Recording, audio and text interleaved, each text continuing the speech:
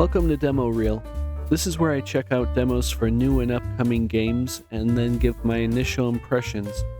How it looks, how it plays, thoughts on the story if there is one, and ultimately, if I think it's worth checking out upon full release. With that in mind, let's dive in.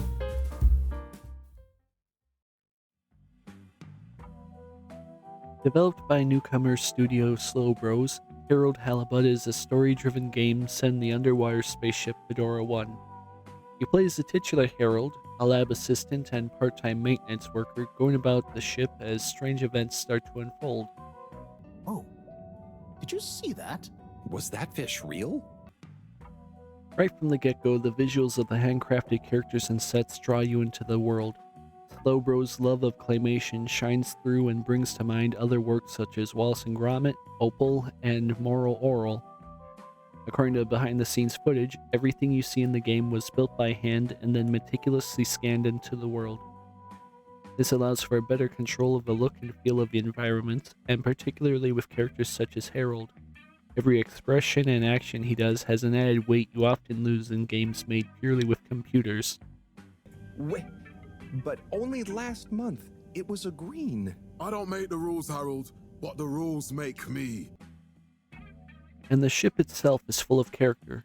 Time-worn walls with peeling paint, strange contraptions sorting alien-looking objects, even the goofy-goopy transport tubes used to get around. It all oozes a surreal charm that brings to mind sci-fi of the past.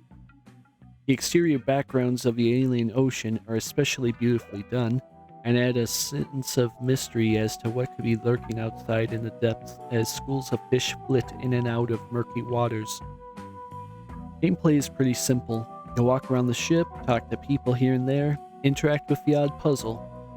There's many games you can play in the arcade, but otherwise that's pretty much it. That isn't to say this is a bad thing. It helps keep focus on the story, the characters, and world building, which is where the game really shines best.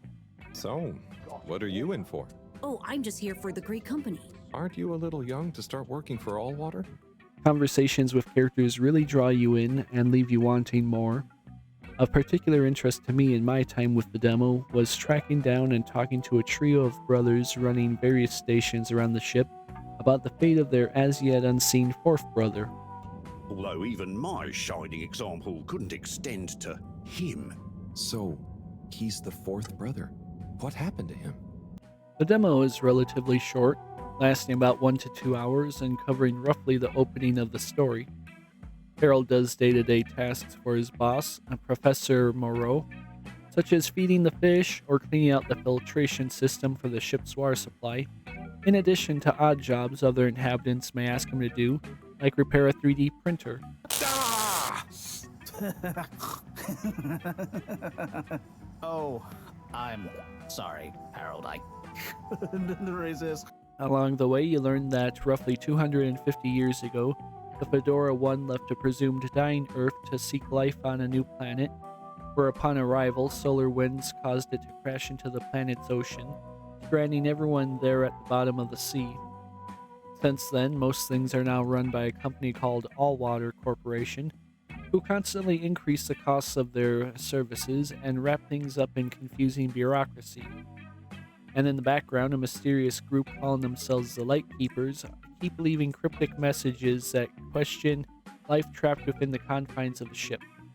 The demo ends with the reveal that Earth in fact survived and is safe to return to if the ship can only figure out a way to leave. A task easier said than done between the solar winds regularly hitting the planet's surface and Allwater's constant changes to the tube system causing more and more power to drain from the ship. Ha! No way we've got an energy problem here.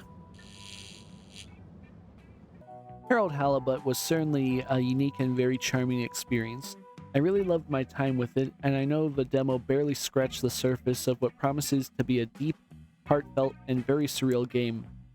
As of recording this review, the full release is set for April 16th, 2024 for Steam, PlayStation 4, PlayStation 5, Xbox One, and Xbox Series XS.